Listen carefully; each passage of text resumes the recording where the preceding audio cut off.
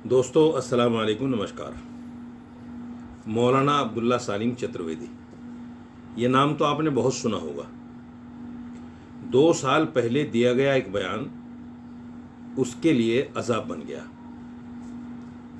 और उसने गाय के माध्यम से योगी जी की माँ कहकर पुकार दिया,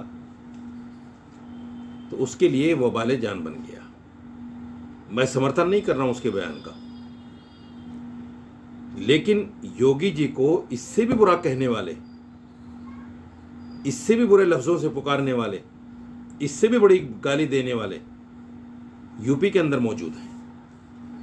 अभी तक उनके खिलाफ कोई कार्रवाई नहीं हुई। यति नरसिम्हानंद का नाम सुना होगा आपने। दासना के अंदर बैठा है, खुलेआम गालियां देता है योगी जी और मोदी जी को। कभी कहता है मैं तेरी तरह का नकली हिंदू नहीं हूं, मैं अपने बाप की औलाद नहीं हूं, तू मुझे रोक के दिखा, मैं तेरी कब्र खोद दूंगा। मोदी जी के बारे में कहता है मैं मोदी जी के मुंह पर थूकना भी नहीं चाहता। और तालिबान को लेकर कहता है कि अगर तुमने तालिबान को किसी तरह से मान्यता दी तो तुमसे बड़ा देश का गद्दार कोई नहीं है। जैसे फॉरेन पॉलिसी तय करने वाला यही आदमी हो गया। मोदी जी और योगी जी कुछ नहीं है। और यहां तक कि मोदी और योगी जी को इसने हिजड़ा तक कह दिया। अभी परसों एक बयान दिया जिसमें दोनों लोगों को नाम लेकर बाकायदा हिजड़ा कहा। यह कोई छोटी मोटी गाली नहीं है, ये कोई छोटी मोटी गाली नहीं है, लेकिन कोई नोटिस नहीं। इससे भी बढ़कर देश के राष्ट्रपति अबुल कलाम साहब को इसने जिहादी और आतंकवादी तक कहा। कोई कार्रवाई नहीं। सवाल यह है कि अगर ये लफ्ज़ बुरे बोलने वाला कोई मुसलमान है तो उस पर कार्रवाई होती है, और यही बुरे लफ्ज़ योगी जी और मोदी जी के लिए कहने वाला कोई बुरा आदमी हिंदू है तो उस पर कोई कार्रवाई नहीं होती। मोदी जी की मां के लिए क्या क्या नहीं कहा गया। योगी जी की मां को इससे पहले किसने क्या कुछ नहीं कहा, ये कोई बताने की जरूरत नहीं है, सोशल मीडिया में मौजूद है। लेकिन बड़े दुख की बात यह है कि कानून को अपनी तरह से इस्तेमाल करना। मैं ये नहीं कह रहा हूं कि भाई अब्दुल्ला सालिम ने कोई अच्छी बात की, मैं फिर कहता हूं, मैं उसको जस्टिफाई नहीं कर रहा हूं। गलत कहा नहीं कहना चाहिए। योगी जी की मां को नहीं, किसी की भी मां को नहीं कहना चाहिए।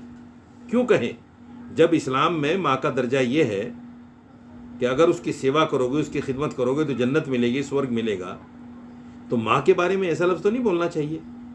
गाय में उनकी आस्था है, नहीं बोलना चाहिए था। लेकिन गाय के नाम पर भी मैं एक बात कहना चाहता हूँ। गाय में अगर आपकी आस्था है तो वो ऐसा तो है नहीं कि यूपी में आस्था है और मणिपुर में चले जाओ तो आस्था नहीं है, गोवा में चले जाओ तो आस्था नहीं है। खुलेआम कट रही है, खुलेआम खाया जा रहा है। सरकारें कह रही हैं हम बीफ कम नहीं होने देंगे।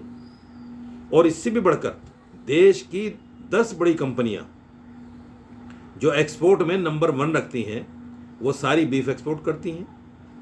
जो मुसलमान नाम से हैं, अल फौजान, अल कबीर, अल फलां, और हिंदू लोग चला रहे हैं,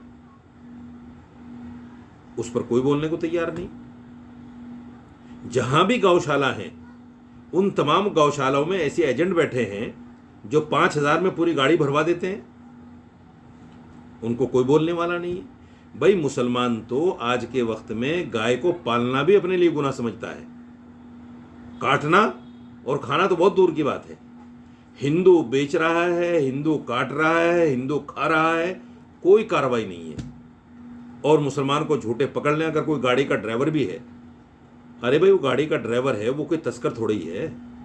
आप पकड़ के, ये गौ रक्षक जो हैं, झूठे गुंडे जो हैं, बजरंग दल के जो गुंडे हैं, वो पकड़ के उसको भी मार देते हैं, उसकी भी मोब लिंचिंग कर देते हैं। वो बेचारा 2 वक्त की रोजी रोटी कमा रहा है।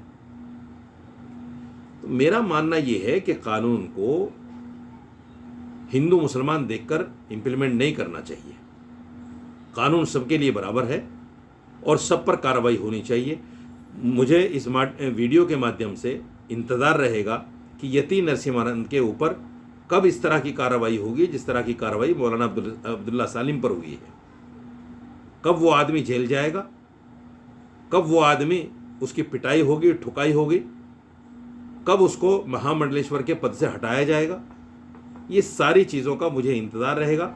मैं समझता हूँ कि मेरी वीडियो ऐसा तो है नहीं, योगी तक भी जाएगी, योगी जी तक भी जाएगी और मोदी जी तक भी जाएगी। तो मैं उम्मीद करता हूँ और मांग भी करता हूँ कि यति नरसिम्हानंद जैसे फराड़ी, बदमाश और गुंडे जैसे आदमी को, जो योगी और मोदी जी को हिजड़ा तक कह सकता है, ऐसे लोगों को भी जेल में होना चाहिए। ये लोग समाज में अगर खुले घूमते हैं, इनसे बहुत सारा नुकसान होता है जो नहीं होना चाहिए। योगी जी इस पर तवज्जो दें। बहुत शुक्रिया।